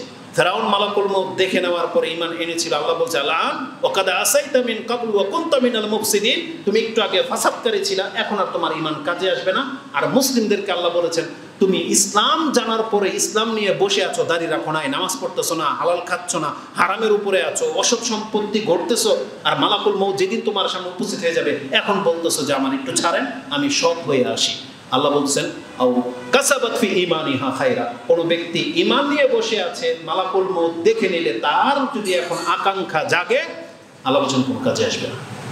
এই জন্য আমি আপনাকে বোঝাতে চেয়েছি, সৎ হতে চাইলে আপনাকে সৎ হইতে হবে, মানে ইচ্ছা নিজে থেকে জাগাইতে হবে। আর এই আয়াত আপনারা সবাই জানেন যে আল্লাহ বলেছেন ইন্নাল্লাহা লা ইউগাইয়িরু মা বিকাউমিন হাত্তা ইউগাইয়িরু মা বিআনফুসিহিম, কোন ব্যক্তি যদি নিজে থেকে, কোন জাতি নিজে থেকে যদি সৎ হওয়ার ইচ্ছা না করে, আল্লাহ তাকে সৎ করবে না, বরং আপনি ইচ্ছা করেন, আল্লাহ সেই সুযোগ করে দিবে। একটা এক্সাম্পল দিয়ে দিই, ইউরোপ, আমেরিকায়, চায়নাতে আমি যাইনি, কিন্তু ইন্টারনেটের মাধ্যমে তাদের দেশের সভ্যতা মাঝে মাঝে উঠে আসে। আপনি কি মনে করেন আল্লাহর প্রতি ঈমান না আনা সত্ত্বেও ওরা একটা সভ্য জাতি হতে চেয়েছিল, হতে পেরেছে কি পারে নাই? বলেন, পেরেছে কি পারে নাই? ওরা কি কাউকে ওই যে আমাদের মতো বেয়াদবি করে? জাপান নাকি অত্যন্ত ভদ্রভাবে চলাচল করে রাস্তাঘাটে, ওদের পোলাপানগুলো পর্যন্ত মুরব্বীদেরকে রেসপেক্ট করে। তাহলে আমাদেরকে তো শিক্ষা দেওয়া হয়েছে, ধর্মীয় কিতাবে আছে, কিন্তু আমরা সেই শিক্ষা নিচ্ছি না কেন? তার মানে আমরা এমন একটা জাতি, এই জন্য আল্লাহ আমাদেরকে জাপানি বানাই নেই। আমরা এমন একটা জাতি, এই জন্য আল্লাহ আমাদেরকে ইউরোপিয়ান বানাই নেই। আমাদেরকে এমন এক জঙ্গলের এরিয়াতে রেখে দিয়েছে যে এদের মধ্য থেকে কেউ তো হেদায়েত পাবে, আর অধিকাংশই হবে পশুর মতো জীবনযাপন করা ব্যক্তি। কিন্তু আমি আলহামদুলিল্লাহ, আপনারা যারা এখানে আসছেন, এই যে খারাপের মাঝেও যে ভালো, এই যে আমরা যে একবারে জঙ্গলের অঞ্চলের হয়েও যে আল্লাহর প্রতি ঈমান আনতে পারলাম, এই জন্য বলেন আলহামদুলিল্লাহ। এটা অনেক বড় নিয়ামত। আমরা যে মুসলিম হয়ে গেছি, এটা জাপানওয়ালা পাই নাই, ইউরোপ আমেরিকাওয়ালা পাই নাই। সেই ক্ষেত্রে আমরা প্রাউড ফিল করি, আমরা মুসলিম হয়ে নিজেকে গর্ববোধ করি আলহামদুলিল্লাহ। আমরা যদি সারা দিন সাজদায় পড়ে থাকি, তবুও আল্লাহর শুকরিয়া আদায় করে শেষ করা যাবে না। কিন্তু এত বড় নিয়ামত পাওয়ার পরে কোনো মুসলিম যদি সে ইসলাম পালন না করে, তাহলে আপনি জেনে নেন আপনি ইউরোপ আমেরিকার চাইতে বেশি হতভাগা। কারণ ওরা দুনিয়া পেয়ে গেছে, আপনি দুনিয়াও পান নাই। আর আল্লাহ আমাদেরকে আখিরাত দিয়ে দিয়েছে, কিন্তু আমি আর আপনি যদি এখন আখিরাতটা গ্রহণ না করি, তাহলে আমরা হইলাম ওদের চাইতে বেশি হতভাগা, যার দুনিয়াও নাই পরকালও নাই। এমনটা হইতে হবে না। এই জন্য একজন মুসলিমকে আল্লাহ বলেছেন, তুমি দুনিয়াতেও সম্মানিত, তুমি পরকালেও সম্মানিত। আমাদেরকে এখন সম্মানিত হওয়ার জন্য কাজ করতে হবে, চেষ্টা করতে হবে, আল্লাহকে দেখিয়ে দিতে হবে যে আল্লাহ আমি সম্মান চাই। আর আল্লাহ বলেছেন সম্মানিত তারা যারা আমার কাছে আমাকে ভয় করে চলে। ইন্না আকরামাকুম ইনদাল্লাহি আতকাকুম। আল্লাহ বলেছেন নিশ্চয়ই আমার কাছে সম্মানিত তারা যারা আমাকে ভয় করে চলে। আমি আমার কথার পেছনে একটা মাত্র হাদিস বলবো, তারপরে আমি আমার বক্তব্য শেষ করে দিচ্ছি। কয়টা বাজে এখন? অনেক সময় হয়ে গেছে। আমি একটা হাদিস শুধু আপনাকে বলতেছি, যেটা আজকের বক্তব্যের মূল বিষয়টা কি জানেন? আপনি যদি আপনার অন্তরের কথা শুনেন, তাহলে আপনাকে এই অন্তর গুমরা ছাড়া সঠিক পথ দেখাবে না। কারণ মানুষের অন্তরের স্বভাব হলো মানুষকে শুধু খারাপ কাজের দিকেই বেশি উদ্বুদ্ধ করে। মাঝে মাঝে যে ভালো ইচ্ছা জাগে, দেখবেন আপনার জন্য সে ভালো কাজটা করা সহজ। কিন্তু অধিকাংশ সময় যেহেতু আপনার অন্তর খারাপ কাজের ইচ্ছা জাগে, এই জন্য আমাদের দ্বারা খারাপ কাজ বেশি হয়। জুমার নামাজ পড়ার জন্য যে দিনটা আসে, যে ওয়াক্ত আসে, সেই ওয়াক্ত কি প্রতিদিনই আসে নাকি শুধু ওই যে জুমার দিনই আসে? তাহলে প্রতিদিনই আসে। জোহরের ওয়াক্তটা প্রতিদিনই আসে। তাহলে জুমার দিন আপনি যে সময়টাতে মসজিদে আসলেন, শনিবার দিন কি দোষ করেছে? রবিবার দিন কি দোষ করেছে? ওই দিন বলেন, ওই মুহূর্তে আপনি মসজিদে কেন আসেন না? তার মানে এখানে কি শুক্রবার দিন ফেরেশতা আপনাকে কান ধরে নিয়ে আসে নাকি স্বেচ্ছায় আসেন? স্বেচ্ছায় আসেন, তাই না? তাহলে অন্য কোনো দিন স্বেচ্ছায় কেন আসেন না? তার মানে বোঝা যাচ্ছে যে আমাদের ইচ্ছা, আমাদের অন্তর যেটা বলে আমরা সেটা করি। এই অন্তর কিন্তু সঠিক রাস্তা দেখায় না। আর আল্লাহ সুবহানাহু ওয়া তাআলা নিজেও কোরআনের একটা আয়াতে বলে দিয়েছেন, যেটা ইউসুফ আলাইহিস সালামের ঘটনাতে ইউসুফ আলাইহিস সালাম নিজে অথবা জুলাইখা এই কথাটা বলেছিল যে আমি নিজেকে পবিত্র সাব্যস্ত করতে চাচ্ছি না, কারণ মানুষ নিজে থেকে কোনোদিন পবিত্র হয় না। পবিত্র একমাত্র আল্লাহ সুবহানাহু ওয়া তাআলা, তিনি হচ্ছেন পবিত্র সত্তা। মানুষ মাত্রই তার পাপ হবে, এটাই স্বাভাবিক। কিন্তু আল্লাহ সুবহানাহু ওয়া তাআলা যাকে বাঁচাতে চায়, যে বাঁচতে চায়, আল্লাহ তাকে সেই রাস্তা দেখিয়েছেন। সেখানে একটা কথা আছে যে ওমা উবাররিউ নাফসি, আমি আমার নিজেকে পবিত্র দাবি করতেছি না। আর কেন করতেছি না?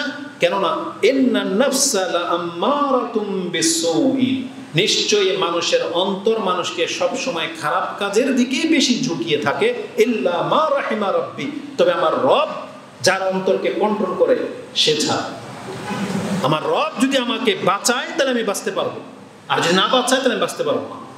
আর মানুষের অন্তর যদি আপনি আল্লাহর দিক নির্দেশনা মোতাবেক না চলেন, নিজের অন্তরের কথা মোতাবেক চলেন, তাহলে এই আয়াত বলতেছে আপনার অন্তর কোনোদিন আপনাকে আল্লাহ পর্যন্ত পৌঁছাবে না, বরং আপনার অন্তর দুনিয়ার দিকে আপনাকে ঝোঁকাবে, হারাম খাওয়ার দিকে ঝোঁকাবে, হারাম রিলেশনের দিকে ঝোঁকাবে। কিন্তু আপনার অন্তরটাকে যদি আপনি বেঁধে দেন আল্লাহর বিধানের সাথে, যে আপনার অন্তর আল্লাহর বিধানের বাইরে একটা কাজও করতে পারবে না, তাহলে আপনার দেহ সুন্দর হবে। সেলুনের দোকানে গিয়ে আপনি দেখিয়ে দিচ্ছেন আমার চুলটা এই স্টাইলে হোক, আর প্রত্যেকটা চেহারা হচ্ছে বেদিন, কাফের, নায়ক, গায়কদের।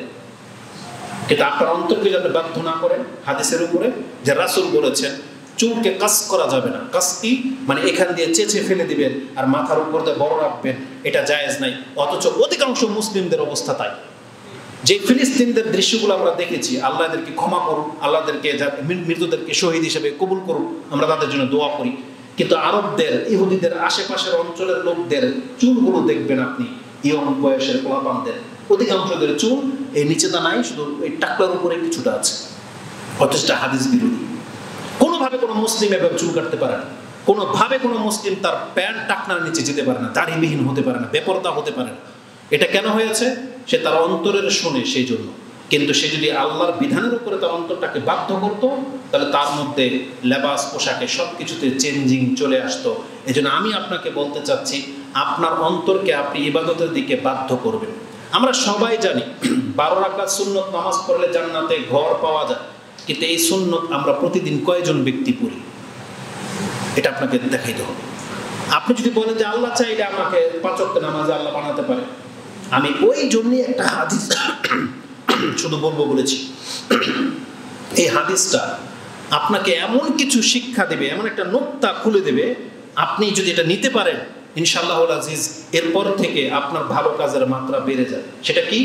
যখন আপনি জানবেন যে আমি যদি জেনে শুনে ভালো কাজের ইচ্ছা না করি, তাহলে আল্লাহ আমাকে ইচ্ছা করে ধাক্কা দিয়ে ভালো কাজের দিকে নিয়ে দেবেন না। শুধু আল্লাহ আমাকে দেখিয়ে দিয়েছে যে এই প্রথম কাতারটা ভালো।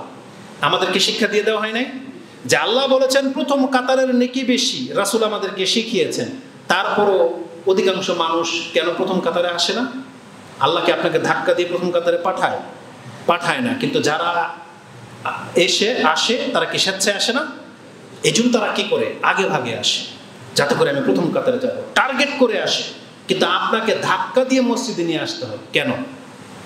এই জন্য আমি বোঝাতে চেয়েছি, যেটা ভালো কাজ, আল্লাহর কাজ হচ্ছে জানিয়ে দেওয়া, আর আপনার নিজের ইচ্ছায় সেটাকে করতে হবে। এই সম্পর্কে একটা হাদিস, খুব চমৎকার হাদিস, অন্তরকে মানে আল্লাহমুখী করার জন্য। আলী রাদিয়াল্লাহু তাআলা আনহু তিনি বর্ণনা করতেছেন যে কোনো এক রাতে রাসূলুল্লাহ সাল্লাল্লাহু আলাইহি ওয়াসাল্লাম আমাদের কাছে আসলেন। ওয়া তারাকা আলিয়া ওয়া ফাতিমাতা বিনতে নবিয়্যা আলাইহিস সালাতু ওয়াস সালাম লাইলাতান। কোনো এক রাতে রাসূলুল্লাহ সাল্লাল্লাহু আলাইহি সাল্লাম আলী এবং ফাতেমা রাদিয়াল্লাহু তাআলা আনহুর ঘরে আসলেন এবং বললেন, আলা তুসাল্লিয়া, তোমরা কি রাতের নামাজগুলো ঠিকমতো পড়ো? ফরজ নামাজের কথা জিজ্ঞেস করে নেই। আর আমাদেরকে আজকে কি করতে হয়? আমাদের সন্তানদেরকে, আমাদের স্ত্রীদেরকে আমাদেরকে বলতে হয় যে ফজর নামাজটা পড়ছো। ফরজ নামাজের কথা জিজ্ঞেস করতে হয়। কিন্তু রাসূলুল্লাহ সাল্লাল্লাহু আলাইহি সাল্লাম সাহাবীদেরকে ফরজ নামাজের কথা জিজ্ঞেস করার জন্য যাননি, বরং রাতে আলা তুসাল্লিয়া, রাতের সালাত কি তোমরা আদায় করো? তখন ফাতেমা রাদিয়াল্লাহু তাআলা অথবা আলী রাদিয়াল্লাহু তাআলা তিনি কি বলেছেন জানেন? ইয়া রাসূলুল্লাহ, ইন্না নুফুসুনা বিয়াদিল্লাহ ওয়া ইযা শাআ, আল্লাহর কাছে আমাদের অন্তর আছে, আল্লাহর হাতেই আছে।